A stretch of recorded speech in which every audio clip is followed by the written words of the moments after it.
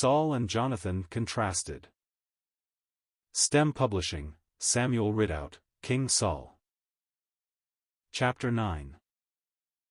Saul and Jonathan Contrasted. 1 Samuel 13:15-14:46. Wherever there is a living faith that lays hold upon God, no apparent helplessness will prevent his manifesting his power, and we have now a refreshing contrast to the timidity and helplessness of Saul and the people with him, in the energy of faith on the part of two. Jonathan, Saul's son, and his armor-bearer, act in independence of the king. Apparently seeing the uselessness of waiting for his father to take any initiative, the soul of Jonathan is stirred, and he proposes to his armor-bearer to go out alone. Saul still tarries at Gibeah, with his 600 men and with the priests, who would seem to speak of the presence of God, but whose names and connections remind us of the period of priestly ruin at the time of Eli. It is Ahiah, the son of Ahitub, Ichabod's brother, who is there. The glory had departed from Israel, and so far as these priests were concerned it had not returned. Neither Saul nor the people with him know anything of Jonathan's determination, and the priests are apparently as ignorant as the rest. How truly must faith not confer with flesh and blood, nor count upon the slightest assistance from those who have but the name without the reality of priestly communion. Things are as discouraging as possible for Jonathan. The garrison of the Philistines is strongly entrenched upon an almost inaccessible height, separated by a deep ravine from where Jonathan was. A sharp rock on either side of this ravine would prevent his approach to the enemy, except as he had strength and courage to surmount almost impassable obstacles.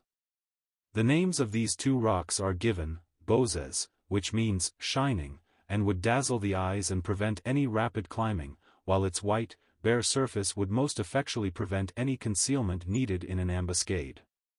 Sene, the sharp declivity down which he must descend before he can ascend Bozez, means a thorn, which might easily pierce, and evidently suggests the extreme difficulty of his undertaking. The spiritual meaning of all this seems quite clear. The enemy is strongly entrenched on its rock, surrounded by brilliant, shining heights, both intellectual and material.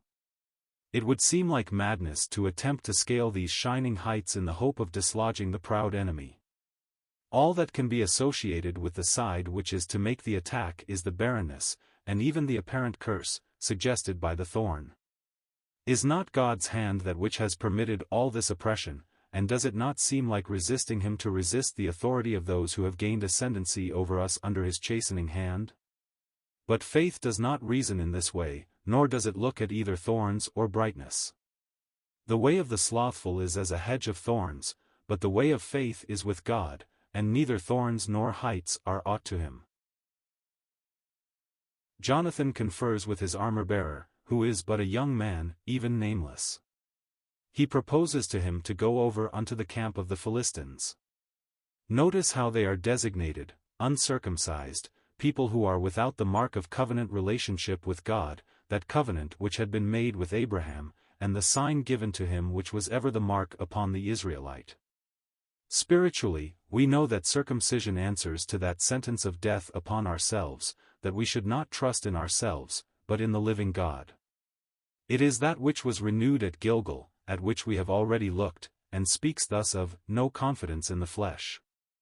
Circumcision does not trust the flesh, knows its helplessness, its hopeless enmity against God.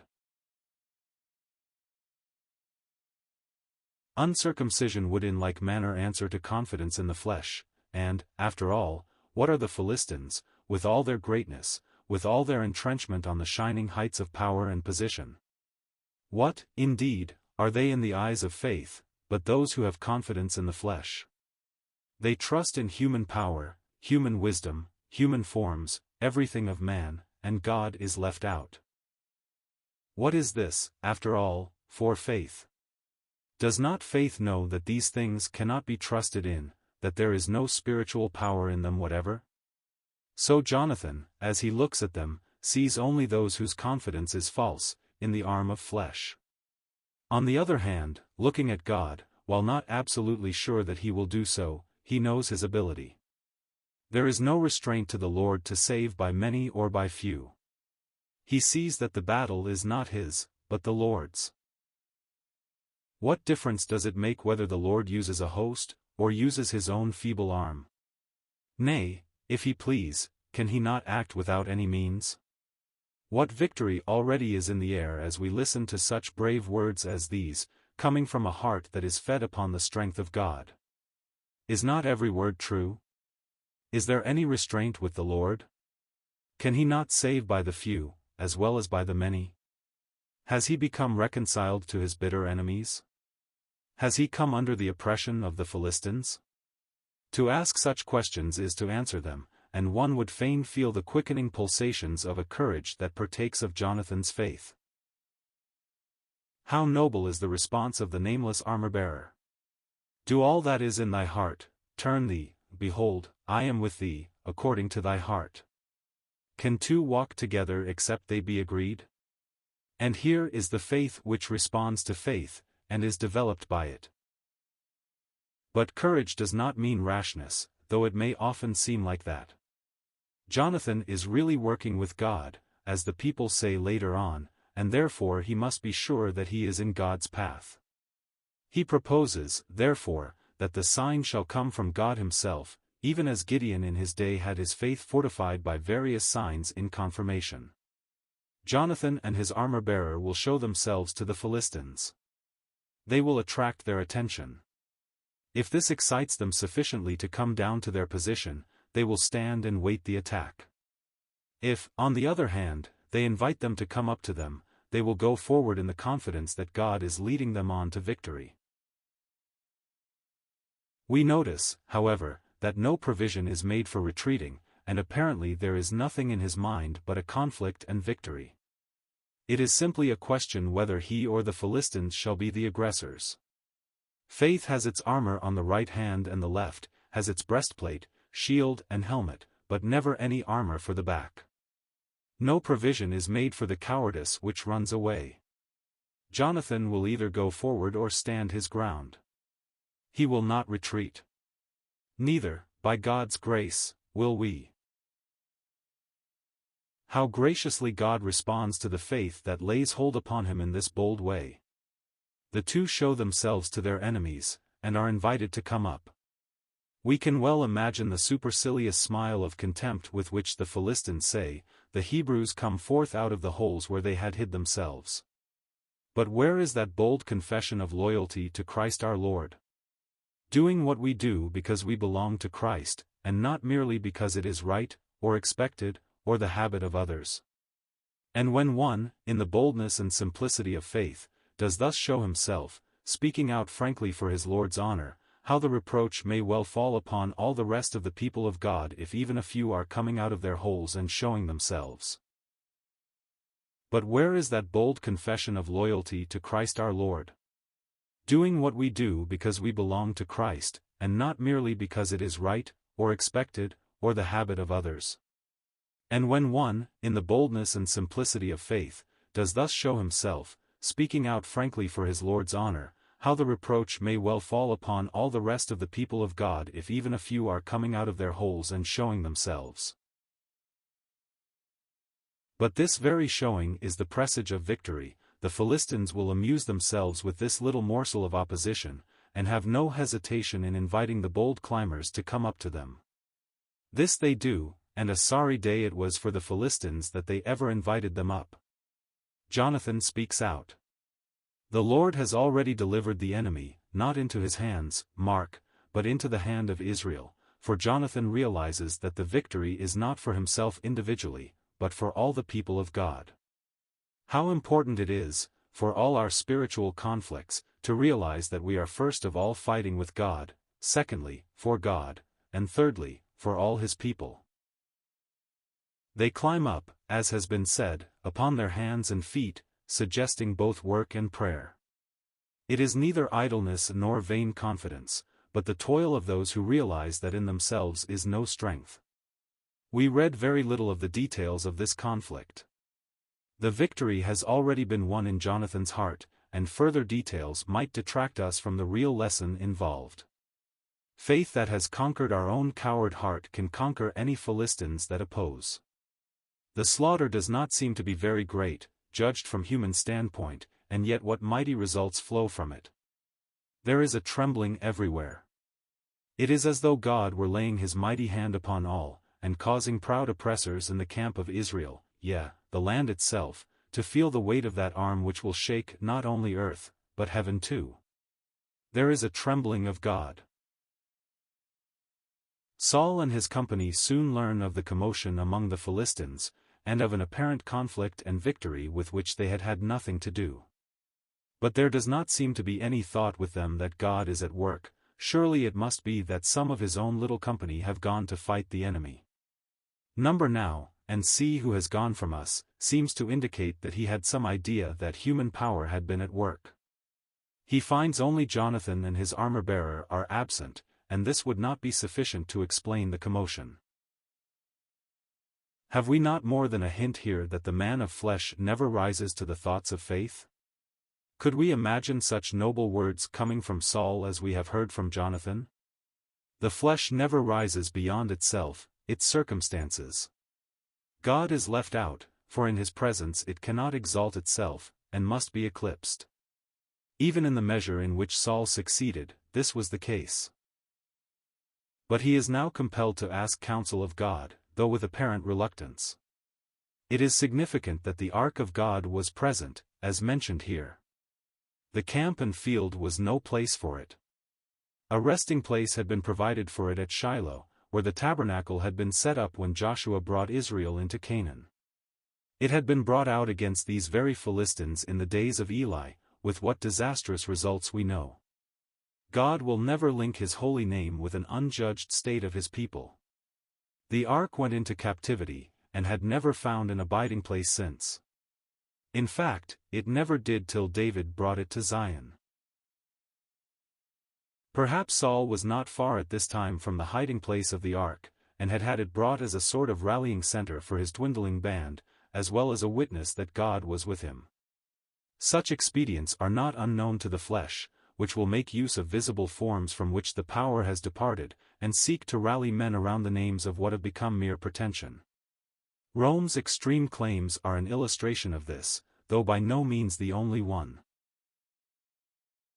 While Saul is talking with the priest, and apparently while the latter is beginning to ask counsel of God, the rout of the Philistines becomes more manifest, and the king considers this sufficient reason for discontinuing what was not his first impulse. The flesh loves not to ask counsel of God, and gladly withdraws from his presence. It looks merely at what is seen, and if victory is already assured, there is no need for dependence upon God. Alas, how common is this! We turn to God in our times of perplexity, and when all other means have failed, how readily do we dispense with his aid when there seems to be no further occasion for it. The flesh in us is as hopelessly independent of God as was this man who is a type of it. It is ever going to extremes. The man who a while ago said, "I forced myself," when intruding into what God forbade, now says, "Withdraw thy hand," and turns from God, because he thinks he can get on without him. And yet how utterly foolish is this! Had the lesson of El been utterly forgotten?